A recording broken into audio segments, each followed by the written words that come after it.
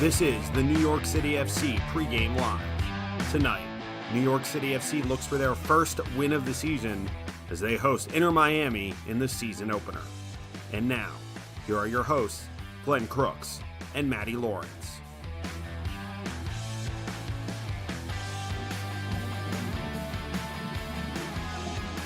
Yes. It's 41 degrees, 33 wind chill factor, and it feels like about 23. So I don't. It's pretty cold, that's for sure. Yankee Stadium in the Bronx, it's the home opener. Matty, I do recall the very first home opener in 2015, and it was raw and clammy. It was played during the day. We're in the evening here on March the 11th, and New York City is playing host to Inter Miami CF. Now, Inter Miami CF, they've struggled against New York City in the all-time series. They played 7 times overall, over all competitions. New York City has won 6 of the games and lost just once, 3-2 last season in Miami. The most recent game, a 3-0 playoff defeat for Inter Miami to New York City, and that was at Citi Field last fall. Santi Rodriguez scored one of the 3 goals for New York City FC. Alexander Collins and Eber had the other 2. They're no longer with, Maxi Morales, I should say, and Eber no longer with the program. New York City off to a bit of a sluggish start. 1 point after 2 matches, albeit they were on the road at Nashville and at Chicago. And Inter Miami 2-0 for the first time in franchise history. This is just their 4th season in the league. And both those matches were at home to start the season. So now they're on the road. It's been well documented. They don't particularly like it. It comes from their head coach first, Phil Neville. The grounds here at Yankee Stadium, playing at a baseball stadium, as he would so often put it. Yet Miami's got something going on, it seems.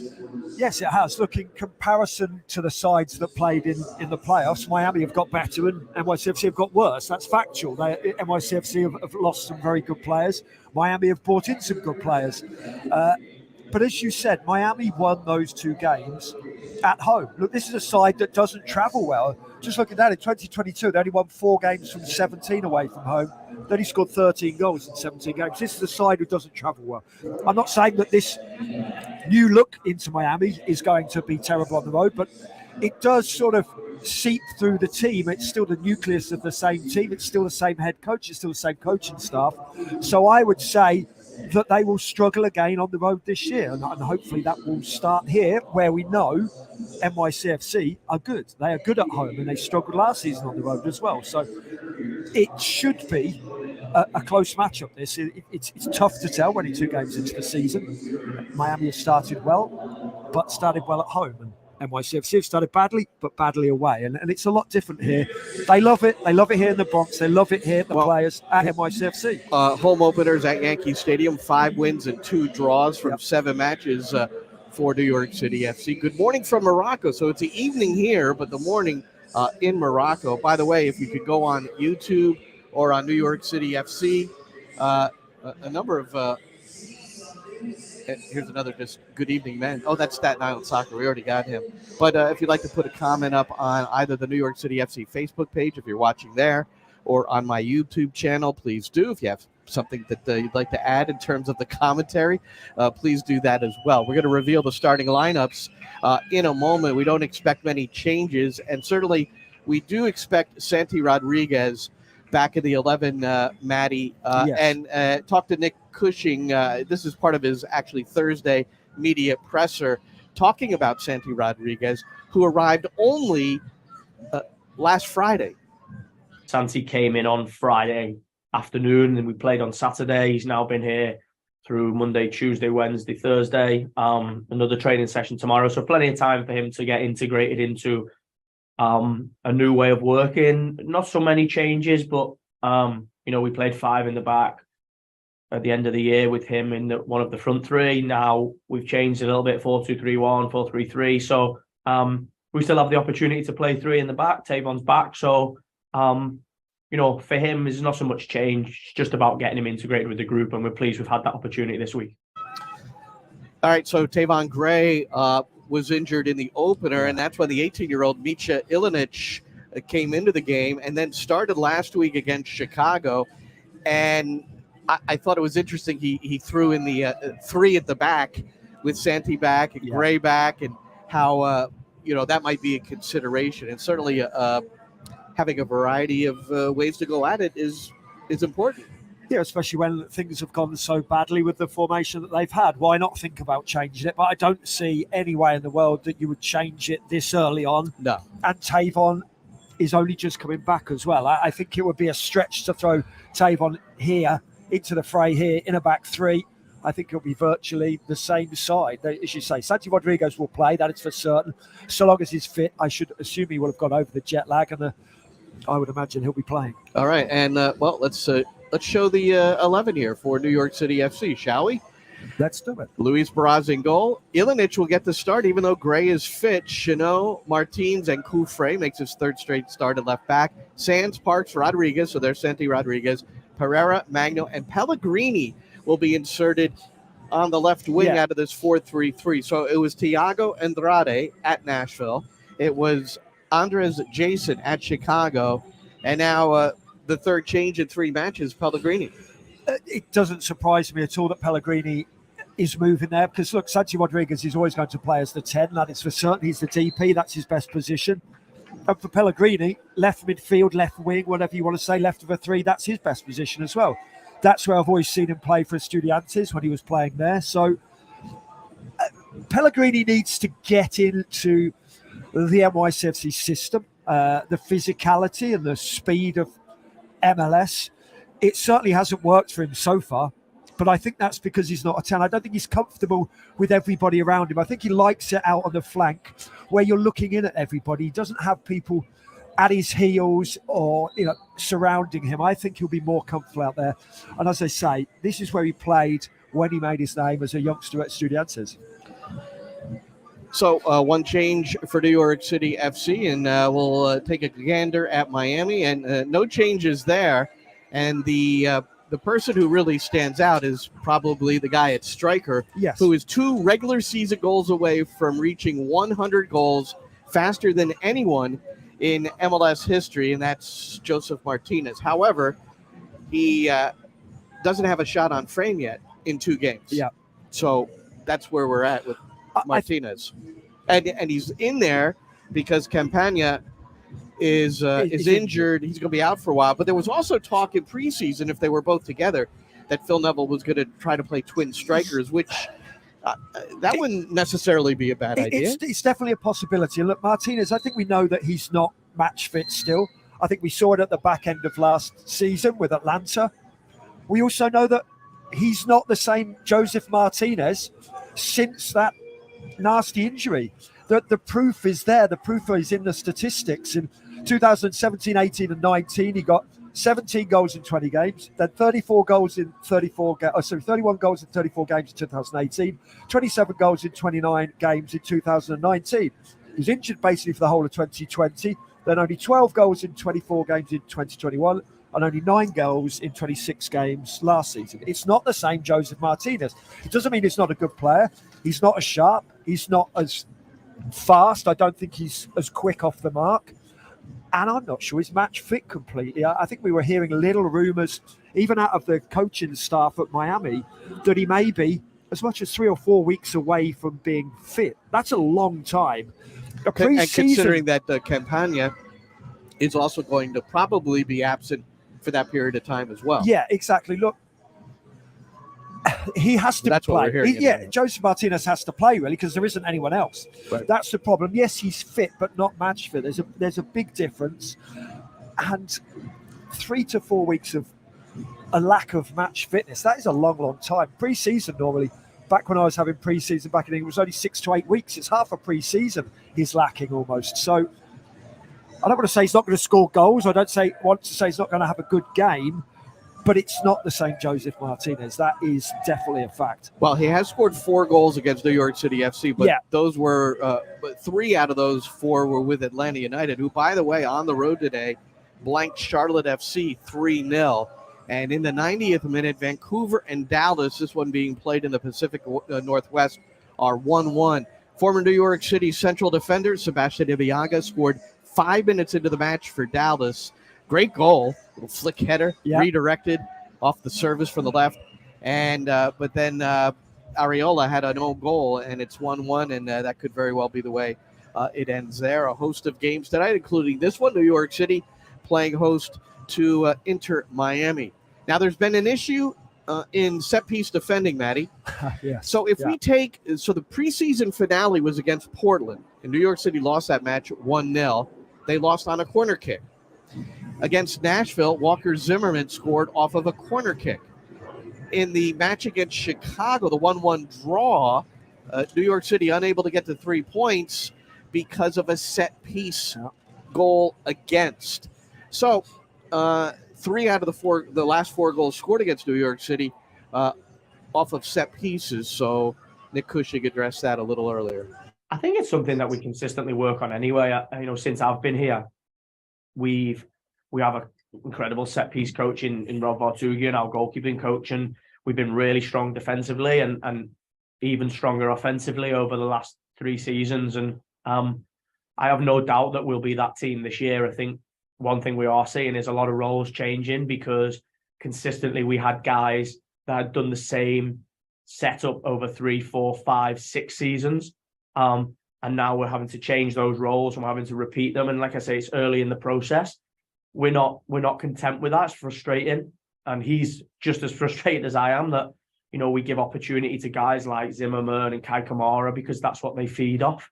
And Miami will be no different. They'll feel like they have opportunity against us because of the previous 2 games. But I have full confidence in our ability to be as strong as we've been over the past few seasons on set play.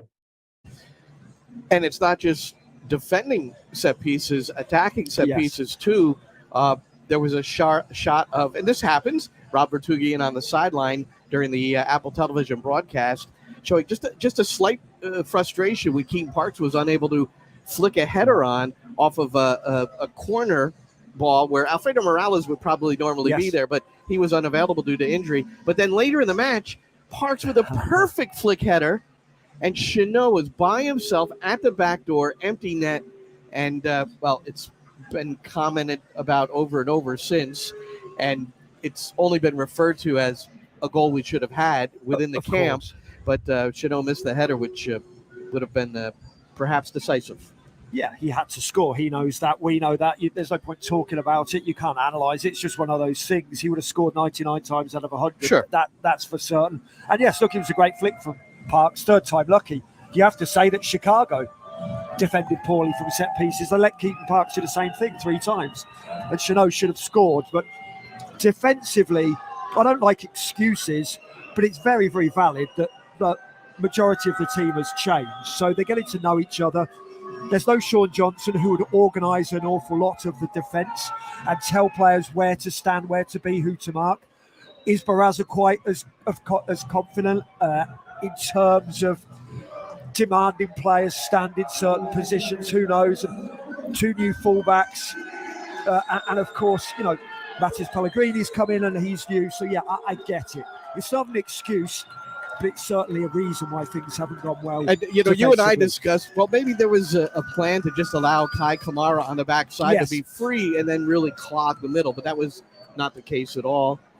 And that's all Nick would say, because he said a little bit more about it to me on the pregame, was that they've identified it, they've worked on it, and they're confident that it will improve. And it has to improve. It has to improve. Yeah. If they weren't leaving Kai Kamara free on purpose because he was so wide that he would never have been able to head it on target and score because of the angle, because of the distance, right, then how on earth is the 6'4" centre forward, who's the best header of the ball for the opposition, how has nobody just opened their bodies up and seen that he's free, at least 10 yards free? So that's very, very worrying, because that's got nothing to do with new players. Well, that's everybody switching off. Yeah, and that was the question, really, that both set-piece goals were allowed in very similar fashions against Nashville and Chicago. So now you're at home.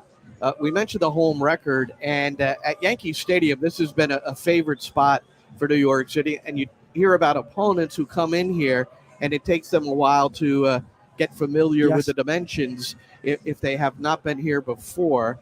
And we're reviewing the starting lineup again for New York City FC. There you can see it scrolling if you're just listening to this. Barraza, Ilinic, Chanot, Martins, Coufret, Sands, Parks, Santi Rodriguez back at the 11. Gabby Pineda, the goal scorer, Magno, and Pellegrini. In fact, Pineda has the only goal for New York City this season, according to Opta. South Americans have scored 19 consecutive goals for New York City FC and 44 of the last 45. And it makes sense, really, because the front four has generally been South Americans, right? And, exactly. It's not a wild statistic, that's for certain. Because it was all funny. The attacking players are, South American, as you say. So because our friend Roberto Abramowitz had tweeted out that right now Keaton Parks is the active club leader in goals scored with 10. Now, Magno has 9, and it goes from there. And certainly Tyler Magno will ultimately overtake Keaton Parks, one would think. But and then I thought, well, let's look at the whole scheme, and Opta was kind enough to go through that. I want to play one thing quickly, Matty, from Brad Sims. I meant to play this last week, but it has to do with the stadium. So the stadium announcement was made by the mayor's office, not directly by New York City FC. And I had asked Brad, straight up regarding the finality of it. And, well, just listen, because the first shovel to the ground is not going to be for probably 12 to 18 months. And we wondered, Roberto and Abramowitz and I had a chance to interview him, and we wondered, is there any way to make that a little quicker? The only real way to have anything done earlier would be for ULERP to go faster. And that's not something that we're pushing or that would ever bank on, because it should run its natural course, and all the dialogue and discussion, meaningful discussion that has to happen is going to happen and should happen. But if for some reason it went faster than the current plan, that could speed it up. But that's really the only thing that could speed up. It's really, no matter what, if you're ready to build on day one, we think it's 30 months or so. So for us, if it's if you're into summer, if we're breaking ground, in summer of 24, 30 months gets you to the beginning of the 27 MLS season. We'd love for it to maybe be a little bit earlier, but that it's probably not realistic. And so right now our mindset is kind of opening day 2027. There it is, Matty. Well, if we can last till 2027, you and I will be there for the opening of the stadium in Queens, Willets Point, right next to Citi Field. It's funny, I tweeted out back in the Bronx with this picture pretty much that you see of Yankee Stadium, and somebody tweeted back at me, I'm looking forward to the day where you say back at Queens. And it's a little further down the road. Just a couple of other things, and this is especially for you, Matty, and it turns out to be a colleague of my wife, Dr. Mary Chaco from Rutgers University, but I saw this headline, and it's ever wonder why Brits sound so smart? Right. Well, it's the use of the word right is really the focus. I'm going to send you this article so you can read it, because it's pretty good. But to me, Brits maybe sound smart, but it actually comes across, and this is to me, maybe more pompous and arrogant. I think those are the words that really stand out to me before the smart part. Yeah, look, it certainly depends which part of the country you're from as well. I do agree that if you're from the leafy suburbs of Surrey and Sussex and certain parts of London, then people do sound relatively posh. But if you go, for me, the East End of London, it's the complete opposite of that. It's very, very strong. And, the East End of London where the Crays were, and Whitechapel and things like that. The Blind Beggar that was shot up by the Crays, and that's the complete opposite. So I do agree. Look, at posh people in England sound posh and pompous to me. I don't speak in but do they sound so smart? That's the question. Not always. And then the final look at the Empire State Building is rooting for New York City FC tonight. Good luck tonight, NYCFC, lighting up in your honor. I didn't even know the Empire State Building had its own Twitter account, but there it is. And New York City playing host to Inter Miami, trying to get their first win in 2023. Well, a couple of things.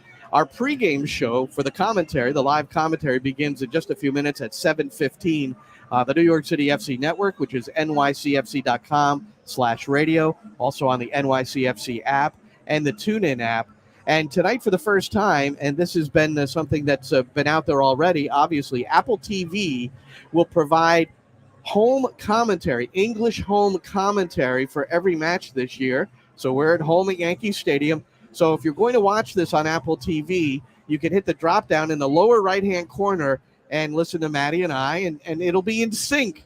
I tested it earlier with Mike Conti in Atlanta United, and it's in sync. So you won't have to do it. Now, if you don't have Apple TV and you want to sync us up, you just have to pause till kickoff, and then once we come on and I say underway, then you go. All right? All right, we got to get out of here and get ready so we can actually get on the air and do this broadcast. But, Matty, thank you very much.